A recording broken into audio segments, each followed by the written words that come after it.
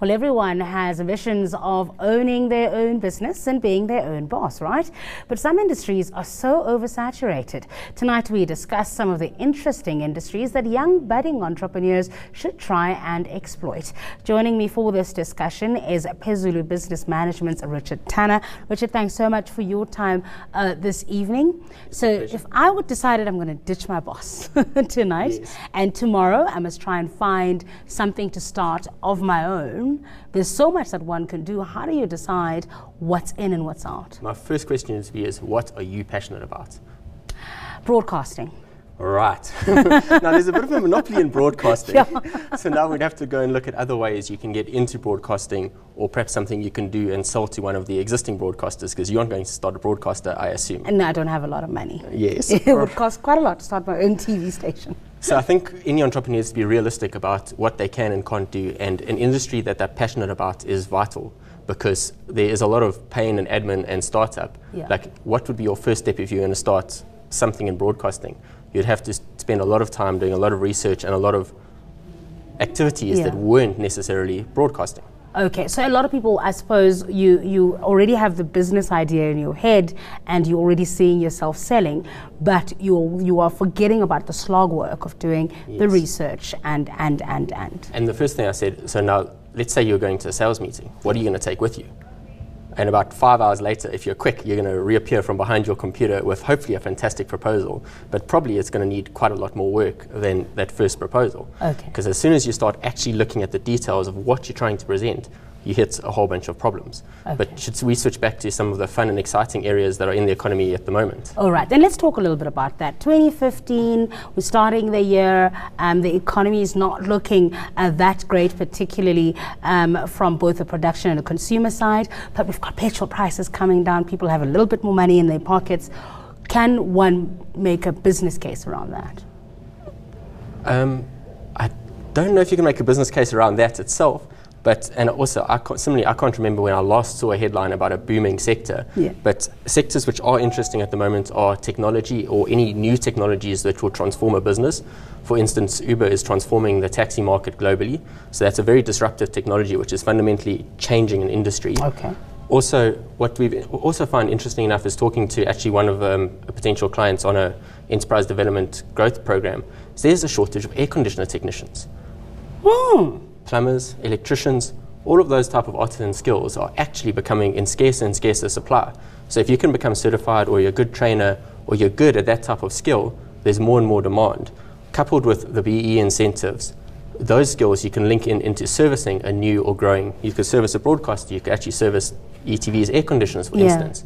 So you could link into a growing sector by providing support services to that sector. Okay, so what one should potentially, I suppose, then do often is to look at where, which sectors are getting incentives. We know that the DTI, for example, will put that up on their website, and get a sense of where you might be able to get the kind of funding that entrepreneurs talk about not having. Yes, and especially funding in an area which you have experience in and passion about, because unfortunately, no matter how kind the DTI or any other non-profit is going to be, they still want a background and a track record which comes back to experience or passion in that area, so that you can go out, get that experience, and then ditch your boss. We had a question actually on email from one of our viewers asking about whether the franchising opportunities are still an area for an incoming entrepreneur to think about. Franchising has traditionally a significantly high success rate, because the franchisor, and there's quite good legal protection of franchisees in South Africa, because the franchisor has to do a lot of work in terms of developing brand, market, systems, and the franchisor does not want to see you fail, ultimately. So statistically, the success rate of a franchisor is significantly higher than for a normal business. But obviously the important questions do come down to, where's your closest competitor going to be? What protection do you have from them, from the franchisor starting a franchise next door to you? And you need to think and do your own research as well as the franchisor's research on, is that area going to be profitable? And is it important to pick the right brand? I mean, so many, franchising has become so popular in South Africa, particularly in the food market, that one can sometimes tend to feel that there's just a saturation. I think the brand is important you need to be passionate about it, because if you hate the brand, you're going to not enjoy your own job. Yeah. And secondly, are the consumers in that area calling for it, and is there a need for that brand in the area? Oh. So from that perspective, I think the brand is very important, yes. All right, we'll leave it there. Thanks for your time today. Richard Tanner is with Pezulu Business Management. Now, low oil prices are hitting Saudi Arabia hard. The country is looking at ways to reduce its 11% unemployment rate and attract more investors to its shores. The falling oil price has caused panic in Saudi Arabia.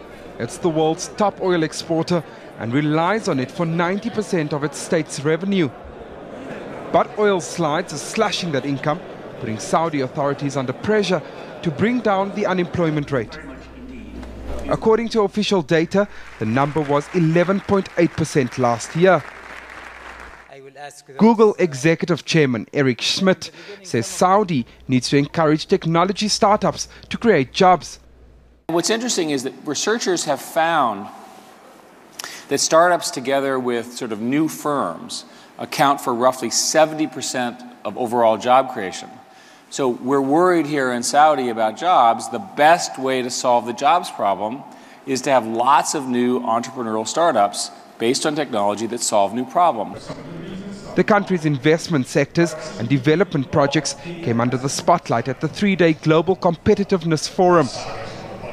Saudi is looking to improve on the investment gains of the past 10 years. Foreign investments have grown more than 5-fold in the past decade. GDP has grown from 350 billion to 737 billion US dollars, and the public debt has decreased to about 2% of the GDP. The forum is set to showcase investment opportunities and provide networking opportunities for delegates and potential investors. Mining companies have lost the fight against the increment on royalties at Africa's second biggest copper producer. Incoming Zambian President Edgar Lungu says his country is pressing ahead. This despite threats of mines closing down and job cuts. Let's take a look. Zambia is following through with its new mineral royalty tax. Newly elected President Edgar Lungu announced this week. Under this law, royalties for open-pit mines will more than triple from 6 to 20%, while underground royalties will marginally increase from 6 to 8%. A move which will affect all mining activity, especially big copper mining groups like Glencore, First Quantum and Vedanta. Toronto-based Barrick Gold says it will slow down activities at its Lumwana mine, where it employs 4,000 people and is considering closing down in March. Glencore and First Quantum Minerals too are scaling down on expansion plans. Furthermore, global copper prices have tumbled to 5-year lows on easing demand from China. Despite this, Zambia says it will not back down. The new changes are already reflected in the country's 2015 budget. Lungu says his administration intends to maintain open dialogue with investors. Our country will continue to maintain and even improve on a conducive environment for investors, both local and external. Government's desire to ensure companies pay the right taxes will continue. Mining makes up 12% of Zambia's GDP and accounts for 10% of formal employment here. The country is Africa's second largest copper producer, with the rich coal, gemstone, gold and uranium deposits. Analysts are calling on government to diversify the economy to develop sectors like tourism, hydropower and agriculture. Kutaza Madodi. Our daily question and answer feature is up next.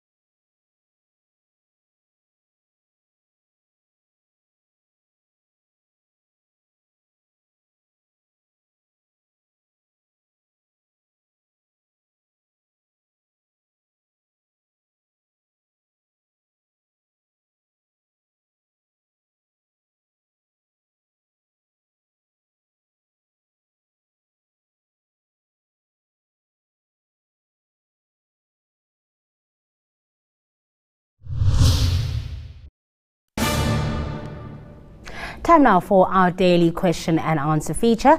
Moneyline has gathered a team of experts to answer all your questions on money, finance and the economy.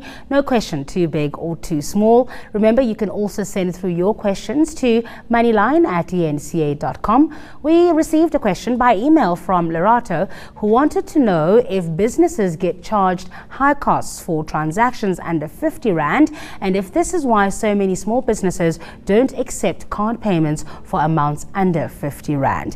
F&B Head of Growth for Merchant Services, Dean Murray, was ready to answer this one. Different banks charge different rates and different fee structures. However, it is the normal practice for commission fees to be charged as a rate of the transaction value. Thus, there should be no difference between the bank charge for a 5 Rand transaction and a 5,000 Rand transaction. Where there may be a concern from the business owner or the merchant, may be where the minimum merchant fee applies.